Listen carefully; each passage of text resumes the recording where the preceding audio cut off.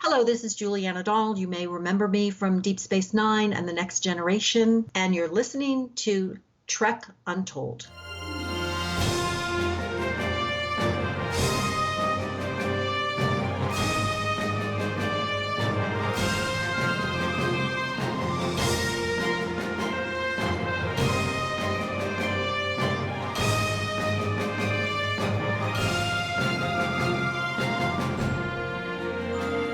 Hello and welcome back to Trek Untold, the Star Trek podcast that goes beyond the stars. I'm your host, Matthew Kaplowitz. Today's guest is an actress who has appeared in many high-profile films and TV shows, and I'm happy to say she is also the first person we've had on the show who is just one degree of separation not only from Patrick Stewart, Angela Lansbury, but also Kermit the Frog. That person is Juliana Donald, and she has been in a ton of things, to say the least. Juliana appeared on the third season episode of TNG titled A Matter of Perspective, and made her second appearance in the Trek franchise in the third season episode of Deep Space Nine called Profit Motive, both times playing alien characters. She put on the Starfleet uniform in her last Star Trek appearance, which is a very unique one, as she played Lieutenant Shoreham in the interactive video game Star Trek Borg. This is the first time on this show we've gotten to talk about that bizarre game, and she has a lot to say about that. Aside from Star Trek, Juliana got her start in Muppets Take Manhattan, as we mentioned a little bit earlier, and followed it up with roles on Murder, She Wrote, The X-Files, NYPD Blue, Superboy, Major Dad, Walker, Texas Ranger, Touched by an Angel, Murder One, Monk, and a whole lot more. We cover a lot of ground in this interview, and I think you're going to enjoy hearing all the stories that Juliana has to tell about working on many of these shows. These days, Juliana has stepped away from acting, but she has a new creative outlet that we're also going to discuss towards the end of the episode. Before we begin, I'd like to remind you to follow us on Facebook, Twitter, and Instagram at Trek Untold, all one word, no spaces. If you want to check out some of our Trek Untold merchandise, you can also do that on our Teespring store, which you can find on teespring.com/stores/trekuntold, where we've got shirts, hoodies, mugs, stickers, tote bags, and all sorts of other things available to proudly display how much you like this podcast. If you're having trouble finding the link, just check us out again on social media, and you'll see us posting about it from time to time there as well. You can also support our show by visiting patreon.com/trekuntold. If you're already following us or offering us your support, thank you for your help. Most of all, if you can't support us financially, please make sure to subscribe to the podcast and leave us a rating and review on iTunes or wherever you're listening to the show. This helps more people find out about the show and helps spread awareness of Trek Untold. I'd also like to make a quick shout out to our friends at Triple Fiction Productions, who make some great 3D printed Star Trek inspired products for toys and people, but you'll hear more about them a little bit later on. Now, without further ado, let's beam up this week's guest. Computer, access interview file. Affirmative. Initiating program. And welcome back to Trek Untold, and joining me now on the other side of the line, you may remember her from her two appearances in Star Trek The Next Generation and Deep Space Nine, but she's been in a ton of other stuff that we're going to talk about today, as well as Trek, of course. That person is Juliana Donald. Miss Donald, how are you today? I am A-OK. How about yourself? Not too bad, not too bad. I'm glad we could connect, and we got a lot to talk about because you have had quite a prolific career. Me too. So let's start off with the first question I like to ask all my guests, and that is, what is your earliest memory of Star Trek? My earliest memory of Star Trek was when I was a kid, and both my parents worked. So we would come back from school. We walked to school, and my brother and myself and my sister, and we would come back. And my brother was totally obsessed with Star Trek. So it was like a non-question when you came in. But we're talking about the William Shatner Star Trek. Yep. And so I just remember Star Trek from a kid and having to watch the episodes thousands of times with my brother. That's not too bad. So Yeah. Tell us a little bit about your childhood. Where did you grow up? Who were your parents and what did they do? And what did you want to do when you grew up? All I wanted to be was a ballerina. And my father worked for the State Department in the Organization of American States. He was a Latin American scholar, and he headed disaster relief for South American and Latin American countries. My mother was a teacher, and she was both parents have PhDs. And my mother passed away at young, in her 50s, 30 years ago. So, that's unfortunate. But my father is still alive, and he's turning 91 this year, which is pretty amazing. Oh, yeah. Congratulations. And, yeah. And so my childhood, I spent the first 5 years of my life in Brazil. Then my parents moved to the DC area because of, and I was in Brazil because of my father's work. And then they moved to the Washington, DC area where my father got a job in Washington, D.C. We actually were living in Northern Virginia, McLean, Virginia.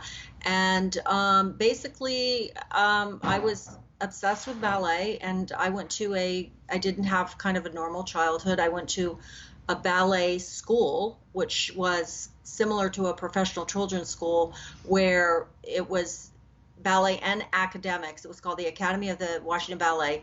And that was like kind of my education, where we would have classes from, I think, 8 to 12 every day.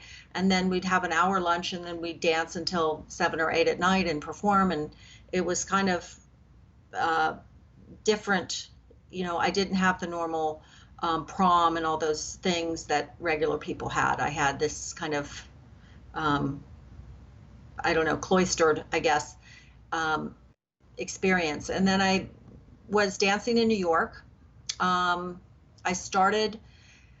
I got an agent, and I went on like a few commercial auditions, and I got a commercial. And I made, back in the old days, you could make a lot of money on commercials. You can't anymore. And I think at the time I made like $25,000, which probably now would be the equivalent of like $200,000. So it was like, I couldn't believe it. And so I kind of fell into acting. I started acting, and I got a movie. My first kind of theatrical job was on film, was a movie called The Muppets Take Manhattan. Yeah, one of my favorites. And I was doing a lot of theater. I was doing a lot of like off Broadway and off Broadway and off Broadway. And so I was kind of working my way up until I got to off Broadway. So that was, and then I got a job. I came out to Los Angeles, and I kind of fell in love with the weather and the lifestyle, and I ended up staying here. So I've been in LA for a long time. All right, very cool. So let's take a little trip back to New York, back when you were first getting your start in things. Did you continue your education in performing while you were in New York, or was it just basically straight to the theater, straight to having actual professional gigs?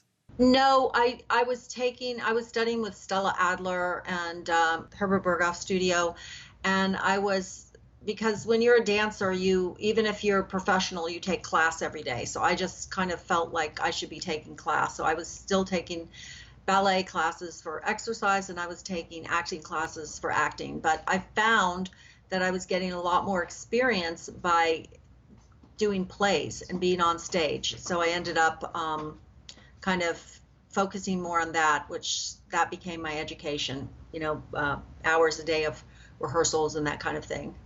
And in those days, you went on lots and lots and lots of auditions, and they didn't have, tape yourself. Now it's all tape yourself. We'll see if we like how you look, whatever. Back then it was just like audition for everything. And a lot of times that's kind of a great thing, because a lot of times you would not be what they were thinking of, but you would come in and your audition would be such that they would give you the job. So it's very different now. So you mentioned that your first on-screen role was in Muppets Take Manhattan. That's from 1984. Yes. And you played Jenny. So, yes.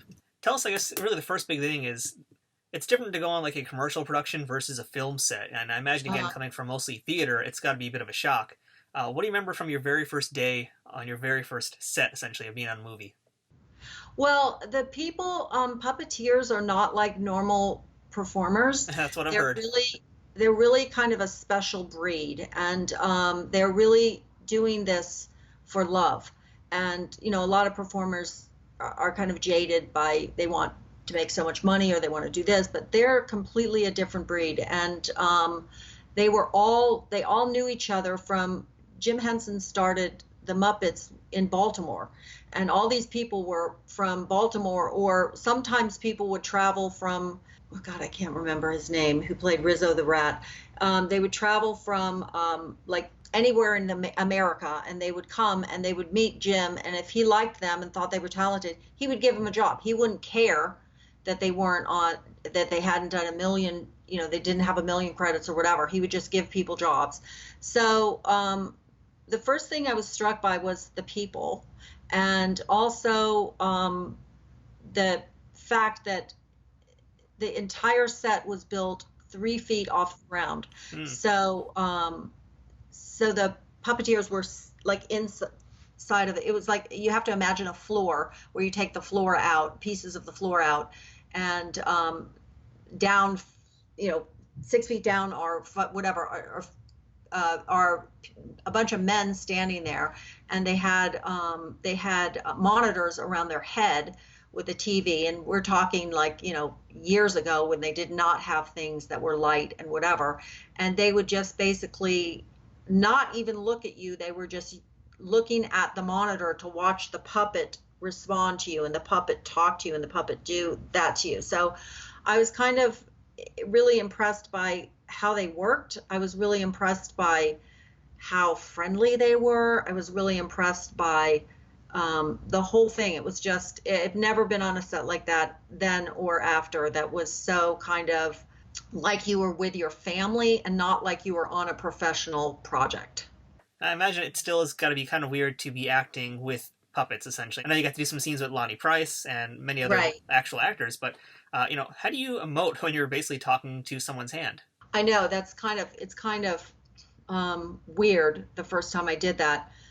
But I guess it's kind of like talking to an animal that they might not be like totally focused looking into your eyes when you're looking into their eyes.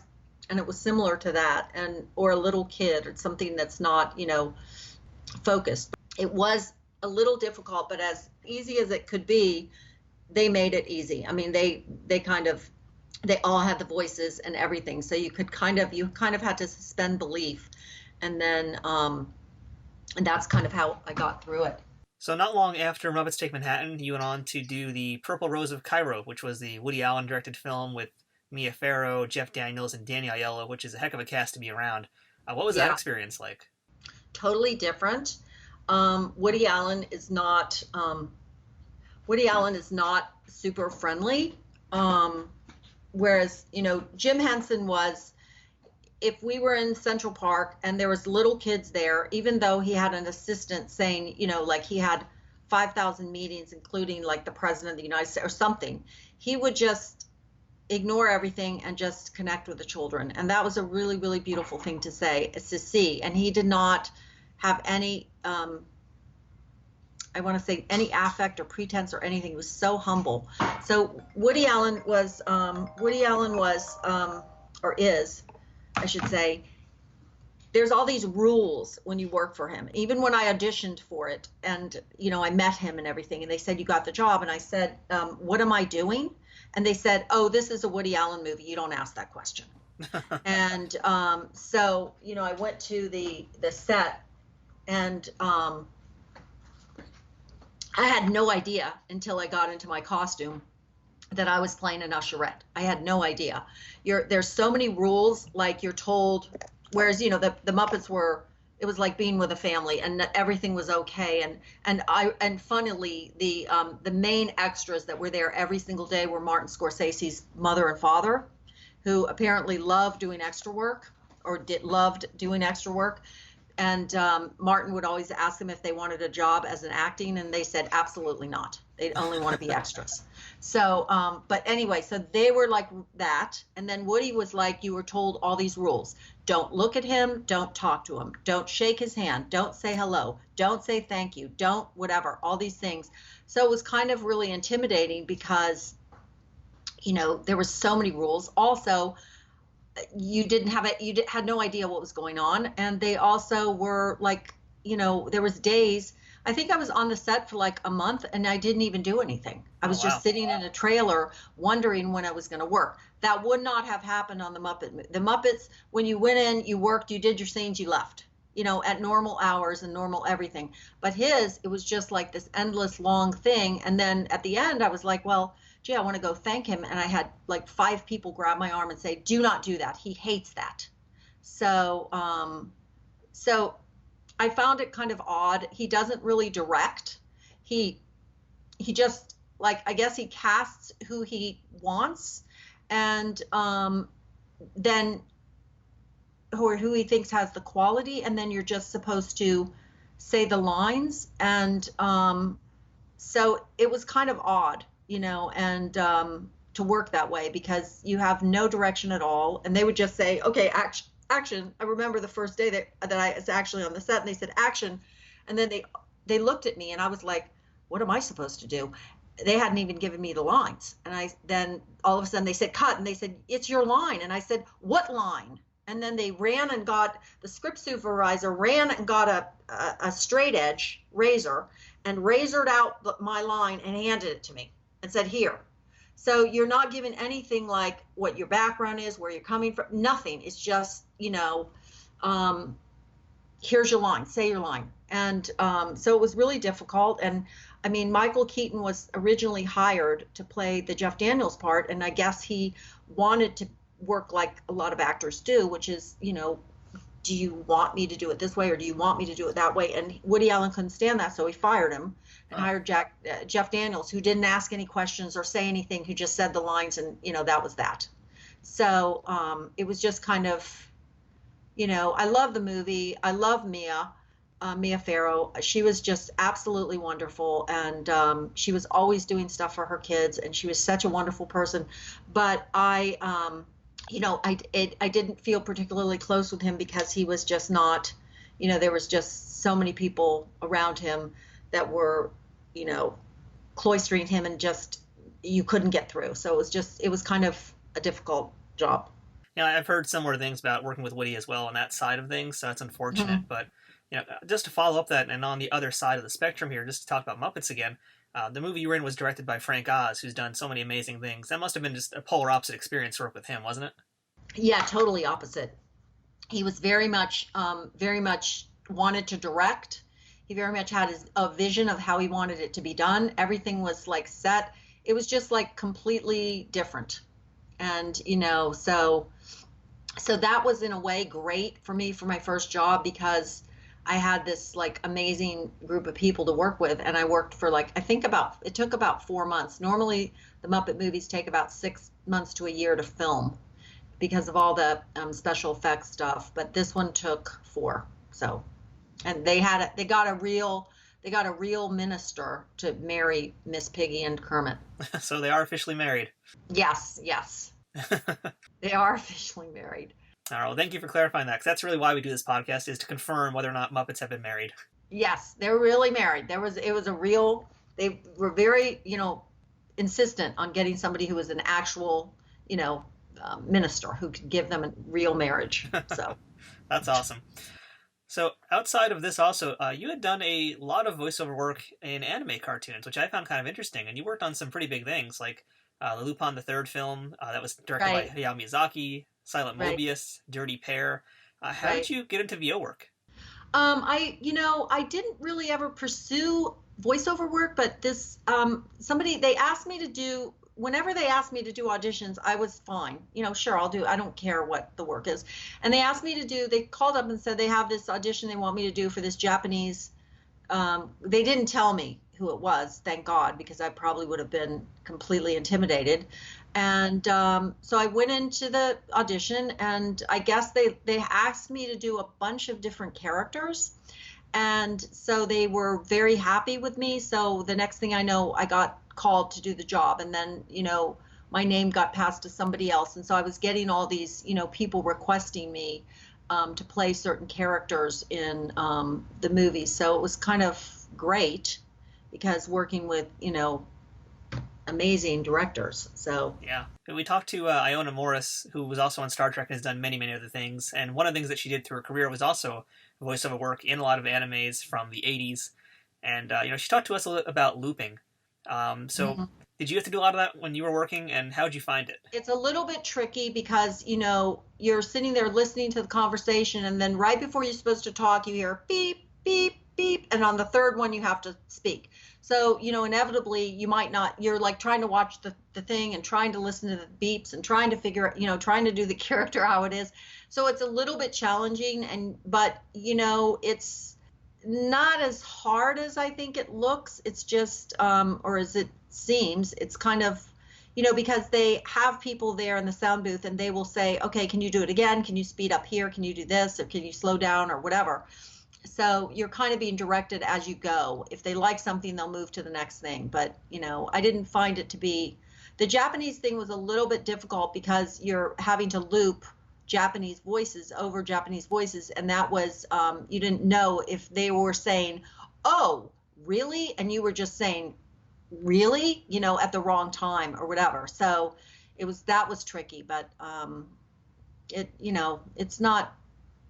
I found that one time I did looping for a friend's movie, which was people do this background looping. I don't know what they call it. And that was one of the hardest things I've ever done in my life. That was, in a big studio, and they were bringing people, okay, we need street sounds. Okay, we need this, and we need that. And you just had to run in and start doing this. And it was like, it was just sounds kind like total of chaos. Yeah, it was total chaos. It was crazy. So that I found hard. I didn't really find it to be difficult to do individual things. So before we start talking about Star Trek, there is one other show that we're obsessed with here on Trek Untold. That might surprise you, but you were in an episode of Murder, She Wrote, and we're kind of obsessed with that. Yes. So you were in season 5. The episode is Fire Burn, Cauldron Bubble. Do you have an Angela Lansbury story you can share with us?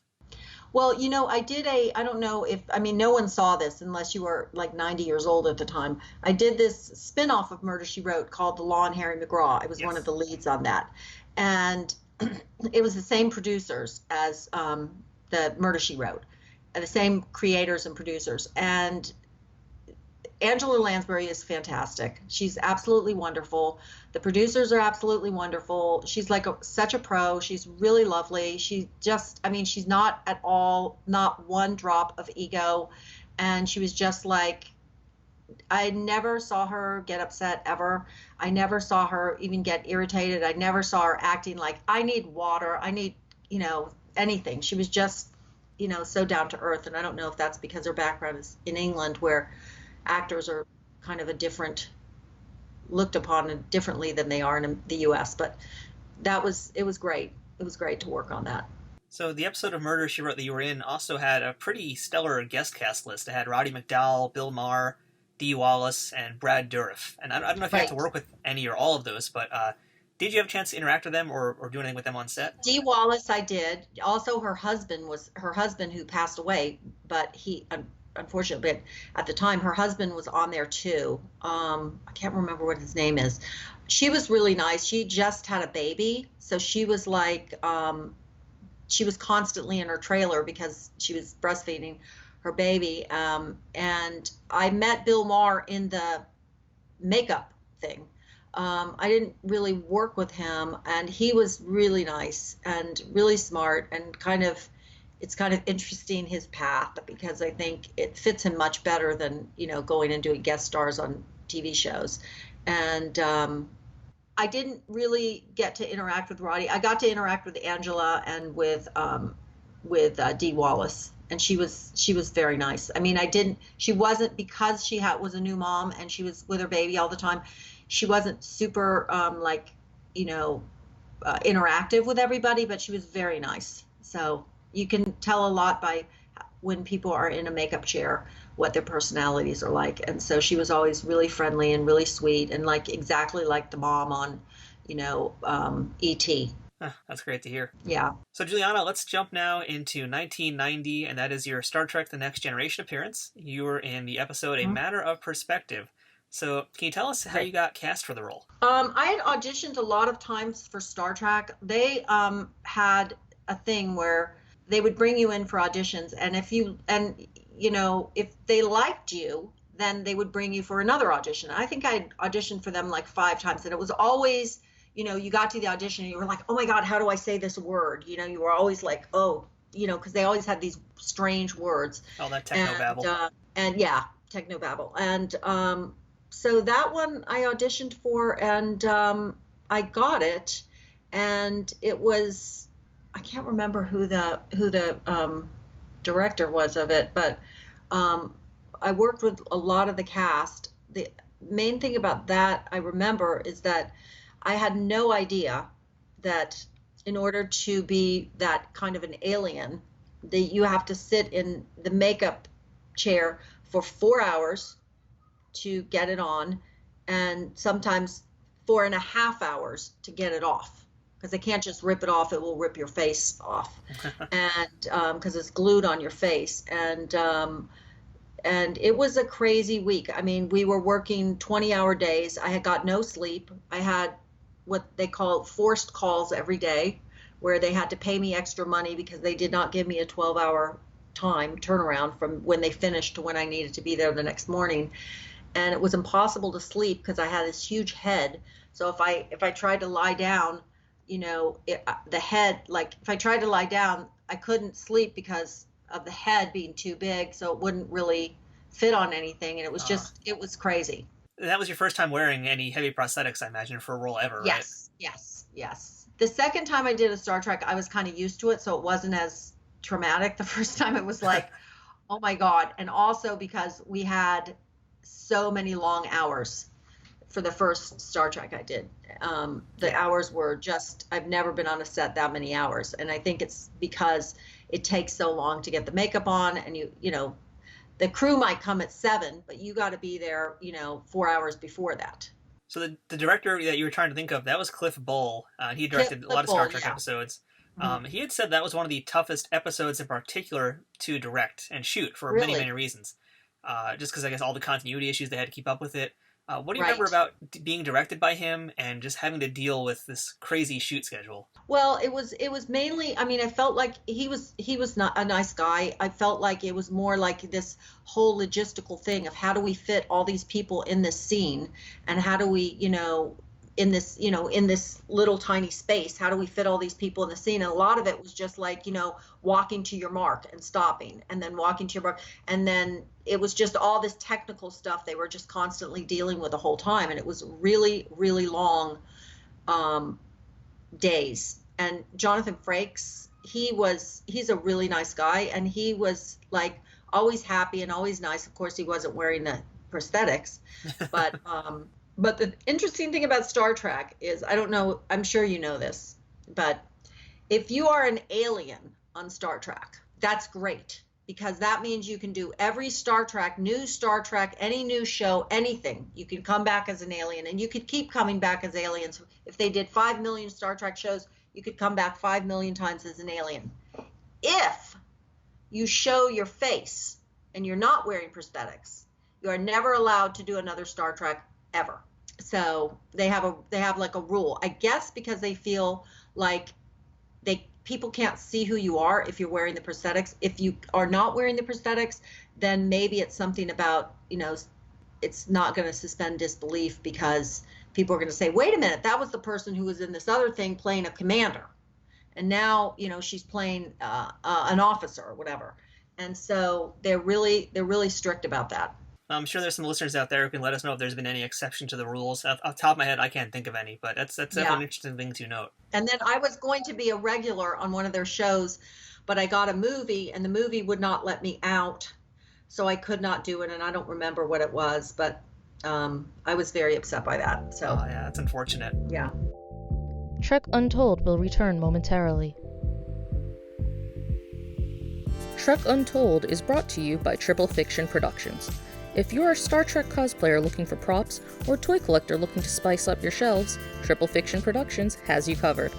Triple Fiction Productions produces affordable and unique 3D printed Trek-inspired products from the original series, Next Generation, Deep Space Nine, Voyager, Enterprise, and the movies.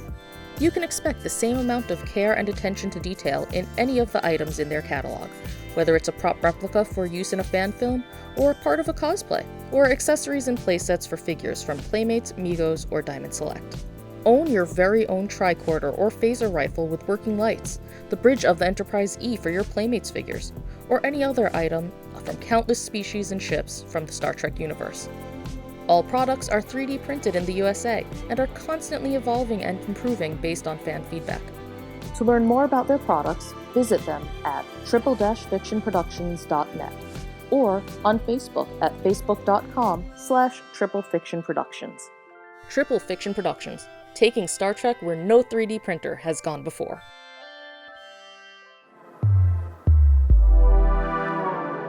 If If you find yourself listening to your favorite podcast and wondering what microphone they use or how they do their editing, or if you watch a YouTube video and you wonder what camera is that, or going one step further, if you're watching Twitch and you're wondering how your favorite Twitch streamer built their rig and if you can do the same, then Toys and Tech of the Trade is for you. Toys and Tech of the Trade is an interview series where we sit down with content creators, entrepreneurs, and discuss the gadgets and gear that they use to create their content and run their businesses. We use toys in a broad sense, meaning the stuff that just puts a smile on your face, whether it's action figures to something a little bit more complex like musical instruments, cars. You'd be surprised what people consider their toys. Toys and Tech of the Trade can be found on all major podcast providers, including iTunes, Google Podcasts, Stitcher, TuneIn Radio, and of course, Spotify. Feel free to visit us at RageWorksNetwork.com to check us out. We now return to Trek Untold. So you got to work with a lot of very well-known character actors in this episode, which included Mark Margolis, Gina Hecht, and Craig Richard Nelson. And as you mentioned, you also got to work with some of the main cast, including Jonathan Frakes, Patrick Stewart, Marina Sirtis, LeVar Burton. What do you recall about working with all those people? Jonathan is like he's like mayor of the town. Like he's one of those people that comes in and he's just like, hey, everybody, how are you doing? He's really, really, really friendly. Patrick Stewart was nice, but he didn't have that like effusive thing that Jonathan has. He was very nice, but he was very professional. And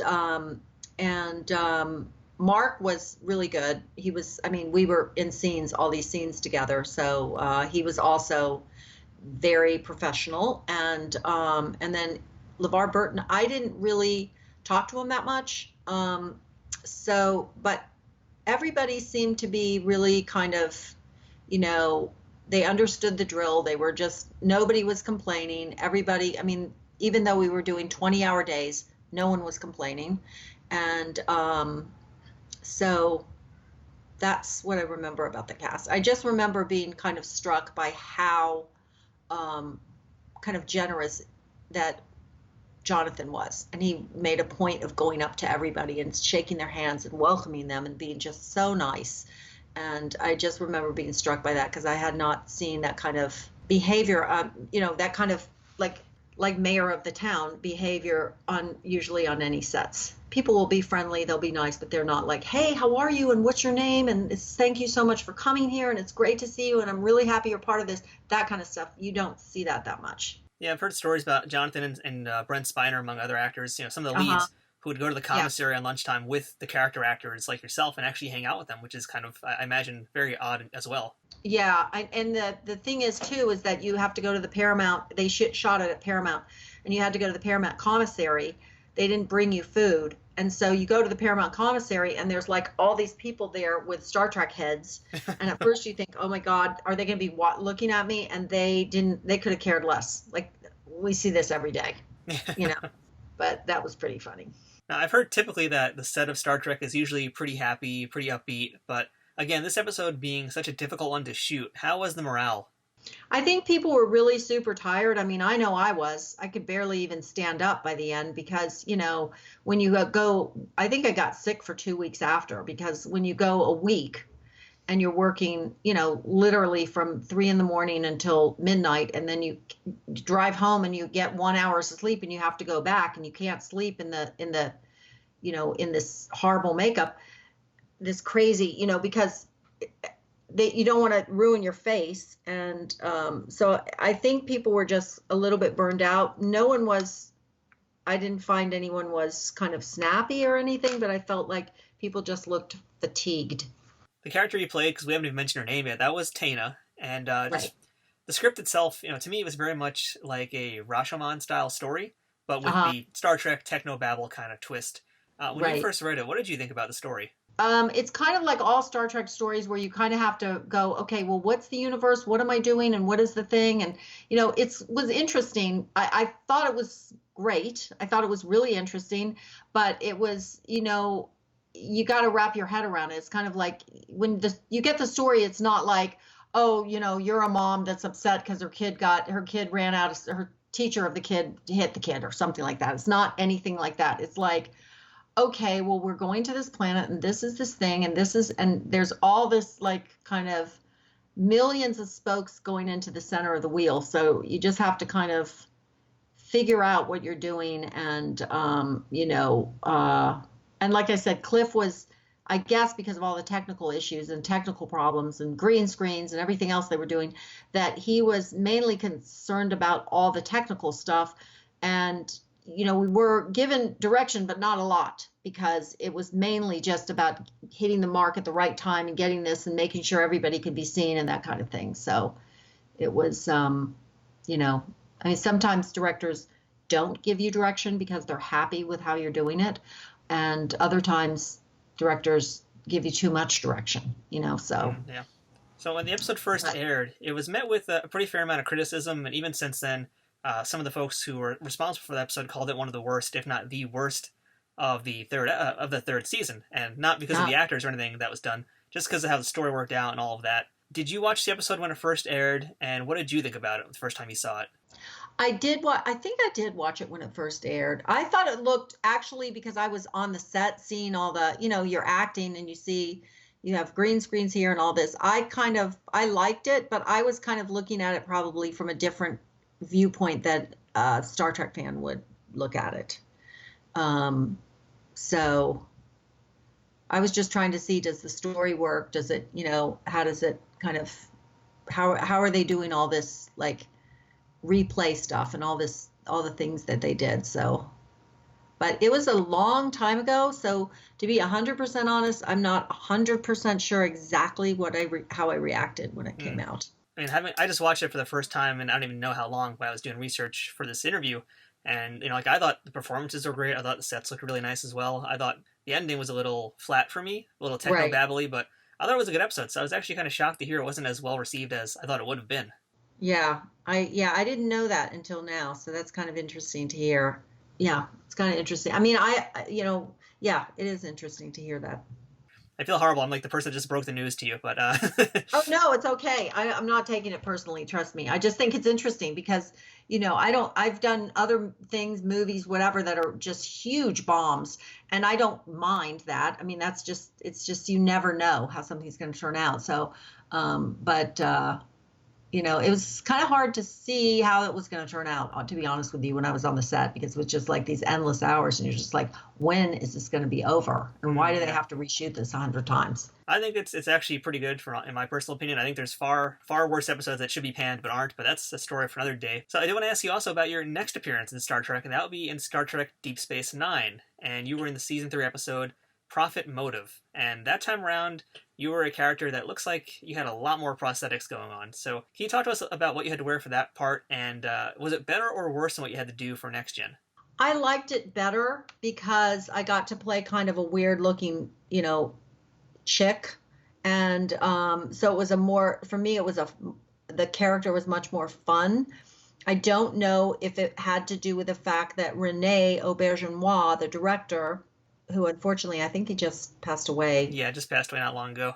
Yeah. He's an actor, as you know.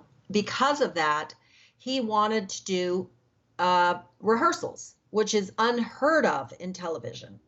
And so we went, and I think we did like 3 rehearsals.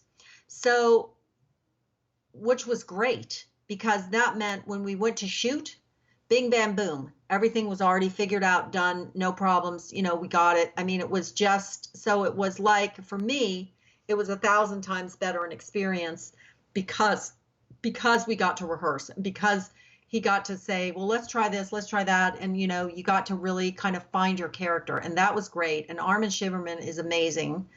And he is such a generous actor. And he told us the story how during the earthquake, he had on his face, and he was really worried about his wife because where it happened. I don't know where the earthquake happened at that time, at Northridge maybe or something, and he ran out because everything was happening, and he jumped in his car, he said like almost 10 people got in car accidents as he's driving with his that character's head.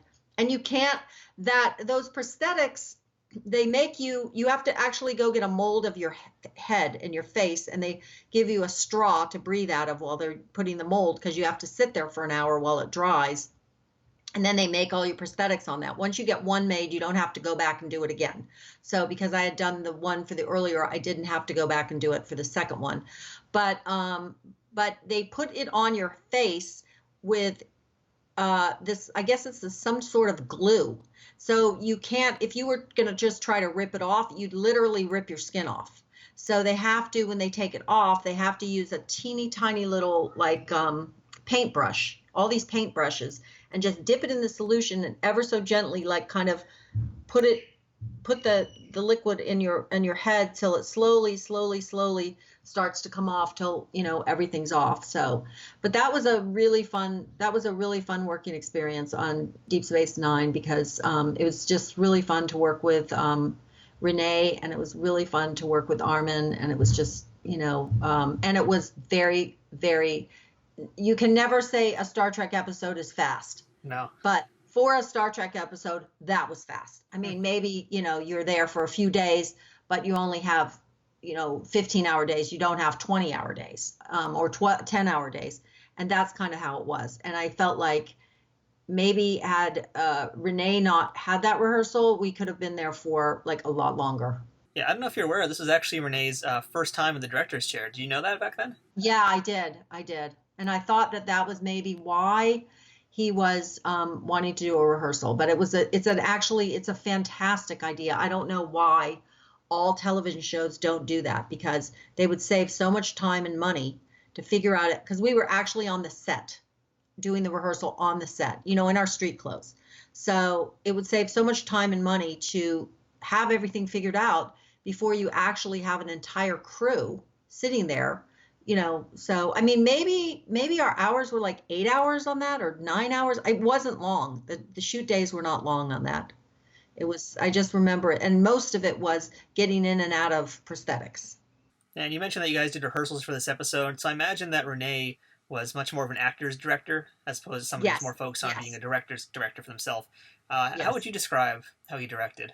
Well, he was great, and he was really into making sure every beat and every, he was just like working with an actor, he knew about intentions. He knew about, if he asked you to do something, he wouldn't say, oh, say this line fast, or he would say, oh, you're really excited here. So, he would direct you like that. So it was not, it's just not like a lot of directors will say, oh, could you just speed it up there? You can, and it looks fine, but it's a lot different when somebody says, and on this part, you might be speeding up because you're so excited you have to get this, and that's kind of how he talked to people. So he was wonderful, and he was a really, really wonderful actor.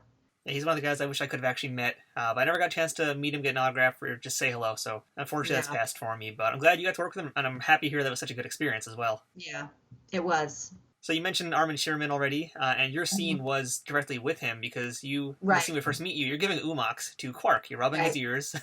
Right. I'm just curious, just walk us through that scene, and I'm curious if you were worried about accidentally pulling off Quark's ears during that. Not really, because it's on there with glue, so it's not going to come off. But because we had the rehearsal, and because it was just, I mean, I came up with the movements I was doing on the ears myself, but Armin is such a responsive actor that the minute, like you could almost be touching his ears and he'd be reacting.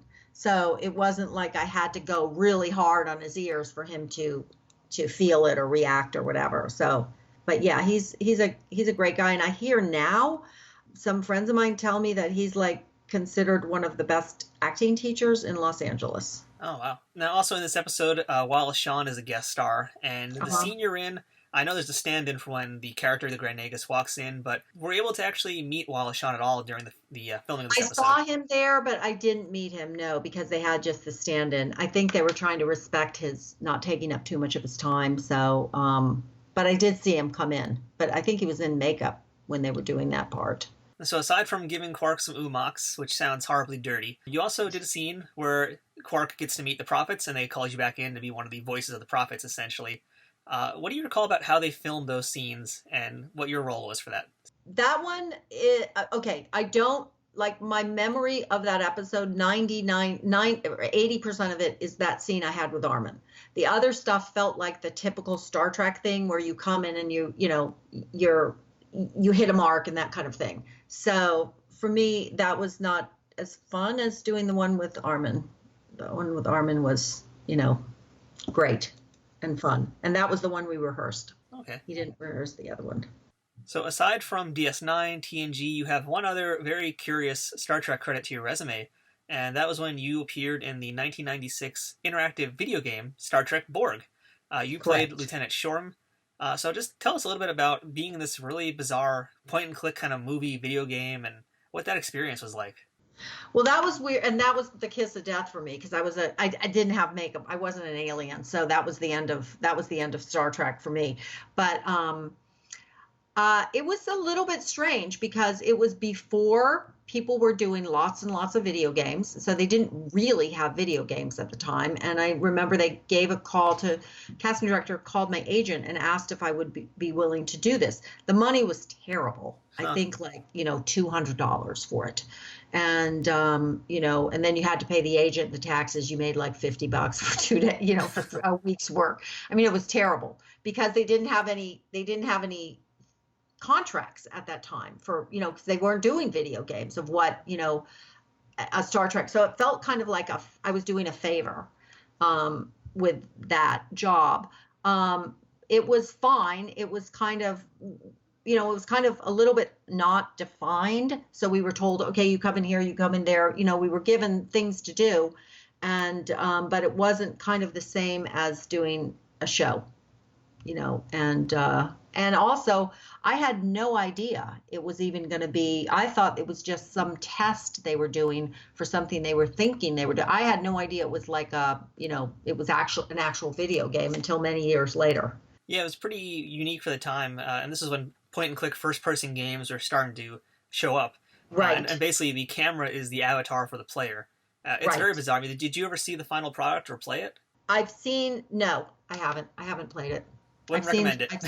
The whole thing was weird because we didn't know, everybody was there kind of as a favor. And, I remember none of us were really making any money. And it was like not the kind of thing that you would be like, okay, well, I'll make residuals. You weren't making any residuals either. So, and it was kind of like not defined, like what we were doing. I think they just called people that they liked and asked, will you do this? So that was your time on Star Trek shows, but obviously your career continues, and you've been on so many other things that I'm sure I've seen you in fact. You've been in shows like Major Dad, Monk. You were actually, in fact, on the pilot episode of Babylon 5. You've been in Seventh Heaven, John Larroquette Show, many, many other things. But I think the one I want to actually ask you about right now, because this is probably the first time I've gotten to ask about him, but you were in Walker, Texas Ranger. You were in Season 9. Right, with Chuck Norris. Yeah, you were played D.A. Christy Clark in the episode Deadly Situation. What can you tell us about being on Walker? Well, I played the best friend of, why can't I think of her name? The love interest of, why can't I think of her name? Oh, anyway, Sherry Wilson? Sherry Wilson, thank you. Or is it Cherie Or, Wilson? Cherie Wilson, yeah. It was kind of interesting. I mean, I got a call. I auditioned for it. I got a call. You got it. They shot it in Dallas. They had stand-in for Chuck Norris the whole time. And then at the very end, very, very, very end, when they knew it was going to be the shot they were going to shoot, they brought him in. So I didn't get a lot of time to, hang out with them. Cherie Wilson, she was very nice, but at the time she was doing, I think she had been on that show for years and she was kind of getting bored and she was doing some makeup or skin line or skincare line or something like that. And she was on the phone all the time for that. So, it was kind of a little bit, and then I just remember, I'm a vegetarian. I just remember going out to eat there, and in Texas, you got to eat steak. That's what it's about, and I remember going out with some cast members and they were like, get these steaks that were literally the size of, I've never seen steaks this big, like, 24 inches long and, 20 inches, like so big. And they looked at me like I was crazy when I was just going, okay, I'll just have a potato and, salad. But it was nice. The people on the show were very, very, like, a lot of locals, a lot of super down-to-earth people, and not Hollywood at all, which was kind of nice to be there. And also, I think his son directed me. And how was that being directed by his son? That must be pretty unique. Yeah, that was Eric Yeah. Norris, in fact. Yeah, so you're Yeah. right about that. And he was a nice guy. And it was kind of, it just felt like, to be honest with you, it felt like a set that I think they had been running it for years. And it felt like almost like a set that was bored. They were just showing up for, let's just get through this. Didn't seem like it didn't have the same energy, like, for example, with Rene when I was doing Star Trek, that he was so excited about the episode and the people were so excited. It was more like, okay, here we go again. Now we got to do this scene. Now we got to do this scene. And that's kind of how everybody was, where's the paycheck? And let's just get this done. The people there were very, very nice, but it felt like one of those shows that had been running for years, and they just had their way they did things. And it was just like, okay, we're coming to work. We're doing this, blah, blah, blah. We're going home. They didn't make it into a big deal, which was kind of nice. So another show that you were on that I think a lot of our listeners enjoy was the X-Files. You did an episode of that, and that seemed like a pretty fun episode also. You got to be Nancy Klein in the episode Arcadia. What do you remember about the X-Files? Oh, that was fun because I got to get killed. Yep. And so I got to scream, so that's always fun. And I just remember being in Simi Valley, which is the middle of nowhere in Los Angeles area, out in the valley, and for hours and hours and hours and hours, because it took forever to do that. It took forever. So, but as far as working on it, it was really fun. Was that your first on-screen death? I think I did let me see. I think I did a horror movie when I was younger that I can't remember, that I think I died in that. But yeah, I don't know. I'm trying to think of any other on-screen deaths, and I probably have to look at my resume and see. But oh no, I did get killed. I did a TV movie. I did a TV movie about Satanists, and that was around the time I was doing The Law and Harry McGraw, and it was called Ninth Floor or 39th Floor or something. It had some name like that, where everybody Nightmare on the 13th Floor. Yep. Nightmare on the 13th Floor. Thank you. And I got killed in that, and that was the funniest story about that. Was when I did the audition, they wanted you to audition with the death scene. And so, I screamed, and then somebody in the office next door said, "Shut up." And I thought that was pretty hilarious. But yeah, I got killed in that too. That was with Nurse Ratched, that show. Louise Fletcher. That's right, and Louise Fletcher was also Kai Wynn on Star Trek Deep Space Nine as well. Right. How did you enjoy working with her? She was fantastic. I think she has a deaf, or she was raised by deaf parents or something. I don't know, but she's lived in the Washington, D.C. area, which, was really interesting for me. And so she just flew in, did the job, and flew back to D.C. So I thought that was interesting. Yeah. I think we can't finish this interview without discussing a little bit of your time on NYPD Blue as well, since you were a recurring character there. Do you have any NYPD Blue stories for us? Well, I had the pleasure of working with Dennis Franz, who is amazing. And he's as nice to, the janitor on the set as he is to somebody who's famous. He's just amazing. And I did a bunch of Botchko shows. And that show was done by, I can't remember the name of the guy, who was David Milch. And David Milch was brilliant, or is brilliant, but crazy. And so they got the script to me. I auditioned, but then they got the script to me, the final script, at 11 or 12 o'clock at night, and I had a 6 a.m. call. So it was kind of nerve-wracking to read it and think, okay, I'll get up at 4 and, just try to, and you get to the set and you learn all your lines and you have all these things and you're working with this Dennis who's great, but he's famous and everything else. And you get to the set and then David Milch runs in and says, here's the new script. And he hands you a script of 7 pages with all new words. Huh. And I was like, what the hell? And Dennis said, oh, welcome to the show. Apparently, Dennis was nothing fazed him. And, but I guess, I think Jimmy Smits couldn't take it working with Milch. And so he wanted off the show, but he was brilliant. He made a really brilliant character for me. He really had a lot he wanted to do with the character. He really wanted to take it a long way. But what happened after I did a couple of episodes, or maybe the first episode, David decided to go and work on, I guess, whatever his next show was.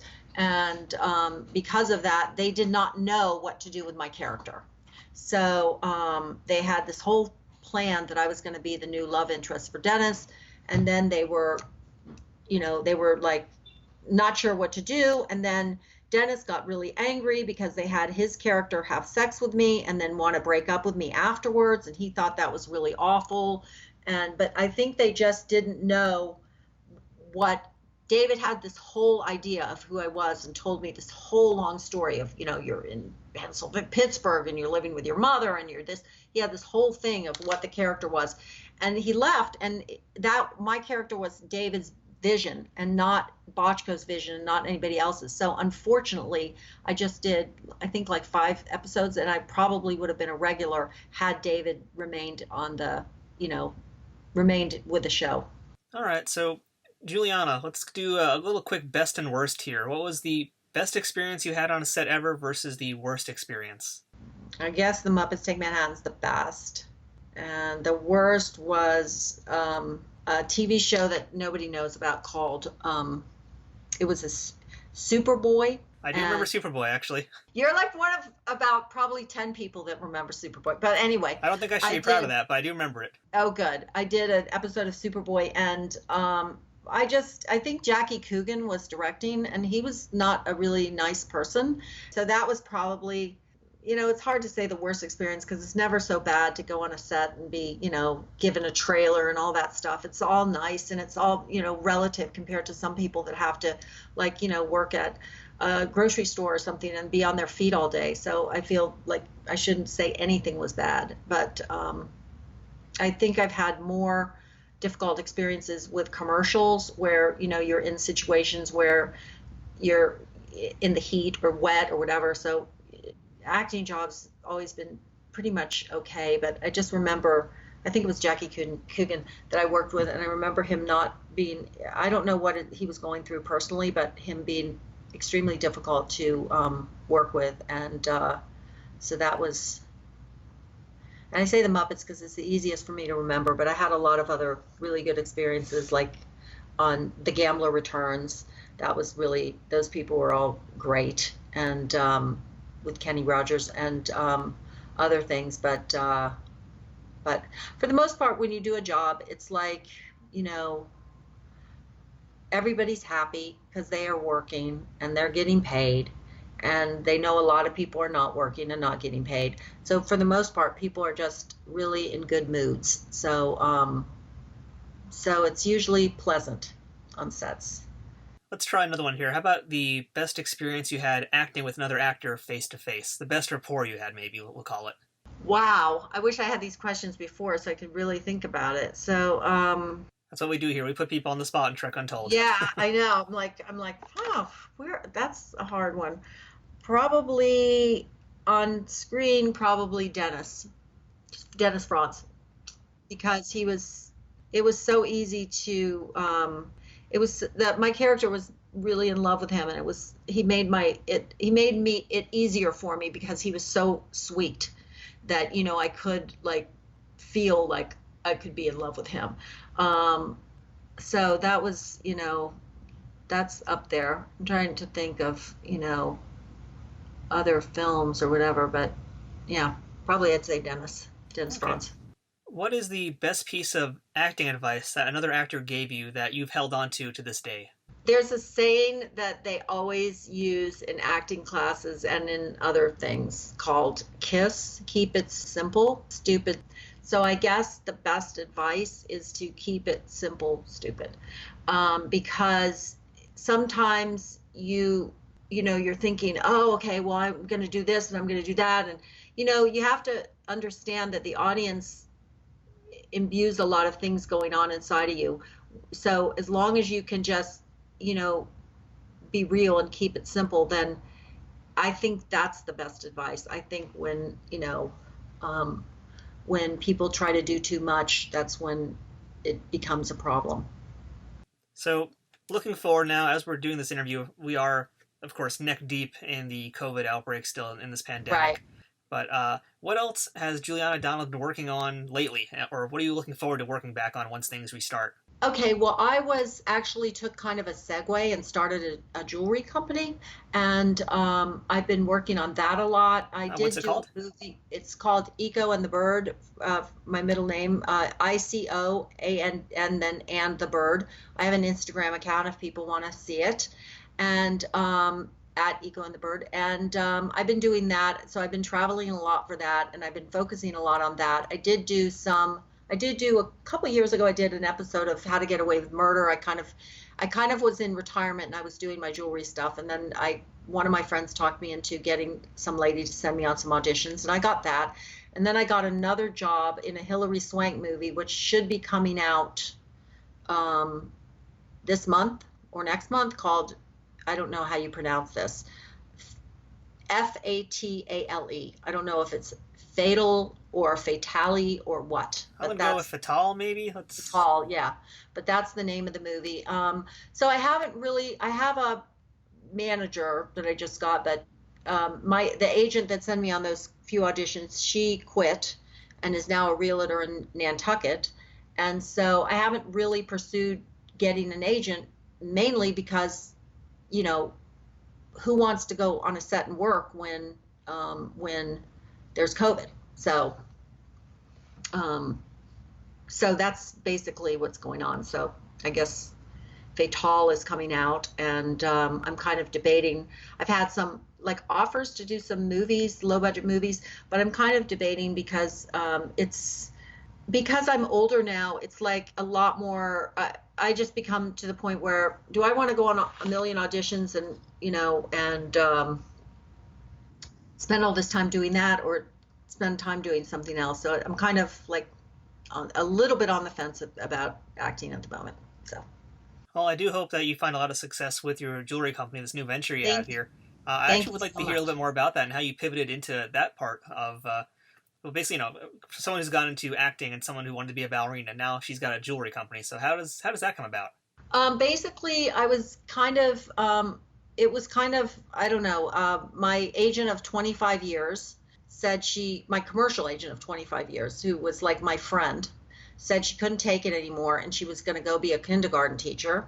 And then my regular agents of a million years were all at that point in their 80s and 90s, and they decided to quit because they were old. And there was one young agent there that said he wanted to work with me, and he took me to another agency called the Mark Bass Agency.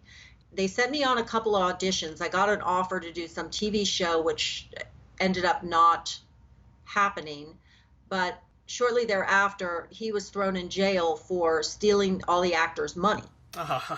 Then the other agent from there said, well, I'm going to be a manager and I'll represent you. And then he got fatal cancer, some type of fatal cancer. He wasn't even old.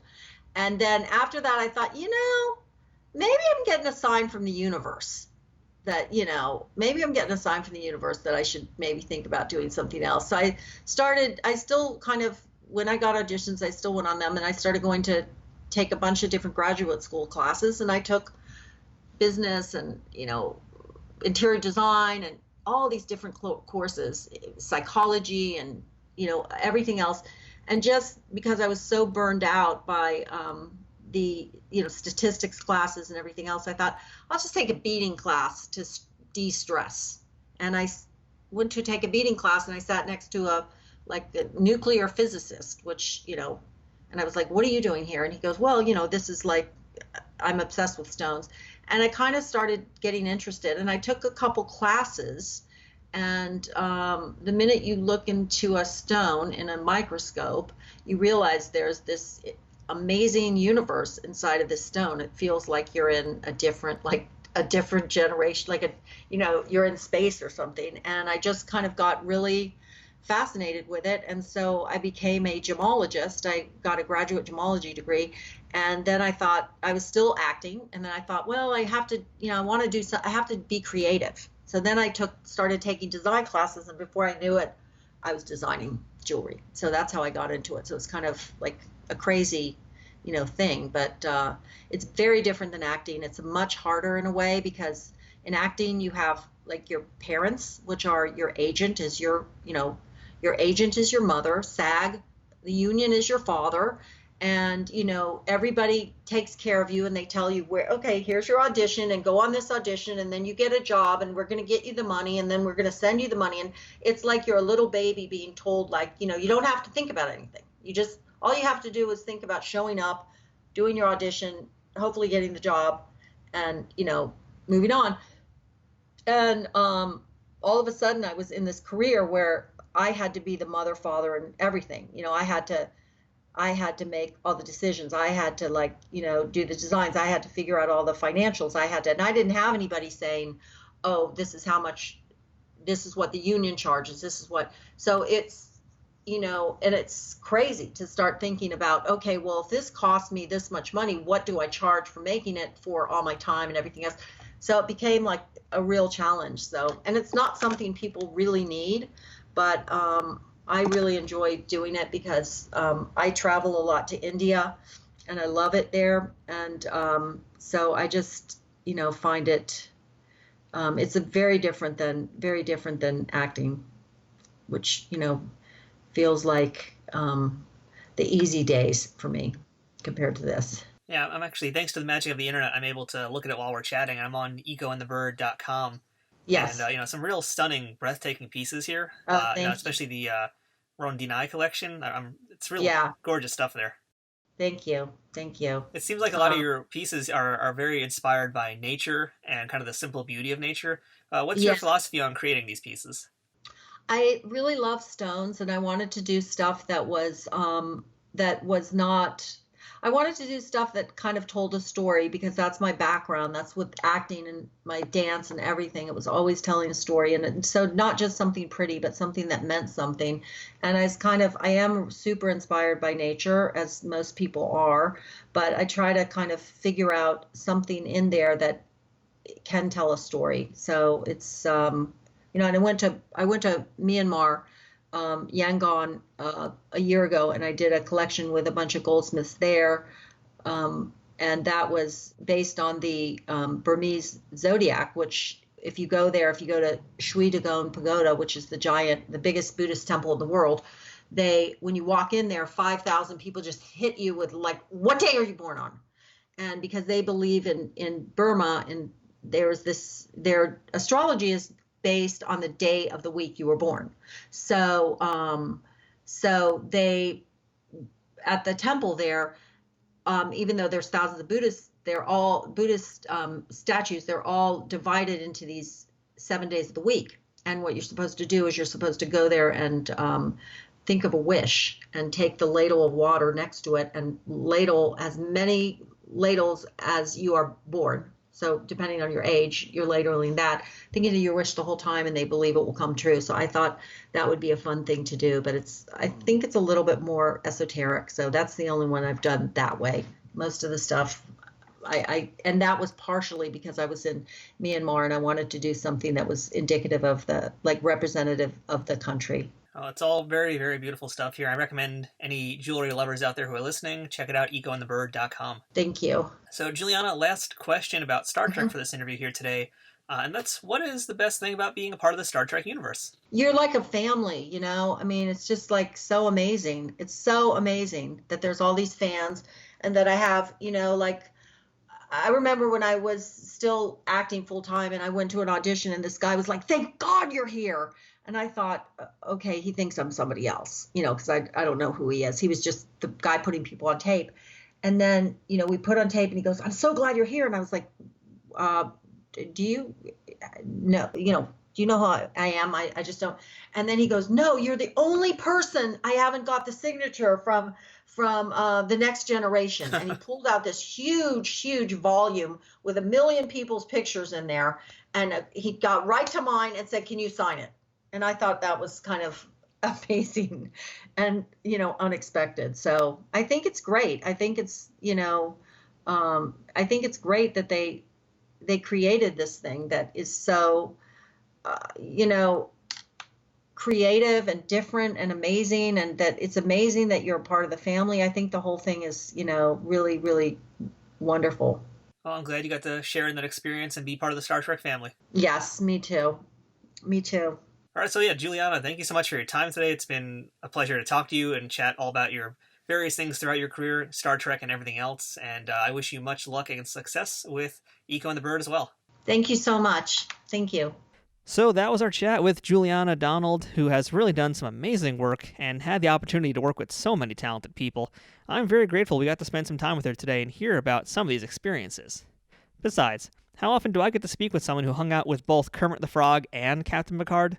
That's pretty rare. And quite frankly, that's pretty awesome. If you want to check out more of Juliana's jewelry, head over to icoandthebird.com. It really is worth taking a look to see why I was gushing so much during this interview about it. I guarantee any Ferengi would sell his Moogie to get a hold of some of that jewelry. If you watch the episode A Matter of Perspective to prepare for this week's episode, the science station may look familiar to you. That's because that set was a reuse of the one from Star Trek II The Wrath of Khan on Regula 1. That set from The Wrath of Khan was in fact also a reuse from an office complex from the first Star Trek movie. And not surprisingly, that same set will be used again a few more times on Deep Space Nine. As for the DS9 episode we talked about today, one of the big challenges was that scene with the prophets. This was the first time it had been done since the pilot, I believe, and it was originally created by director David Carson and director of photography Marvin Rush. In order to achieve that very unique look to the scene with the prophets, the DP for this particular episode overexposed the images and used diffusion filters to give it that blurry, ethereal look that we've all come to know and love.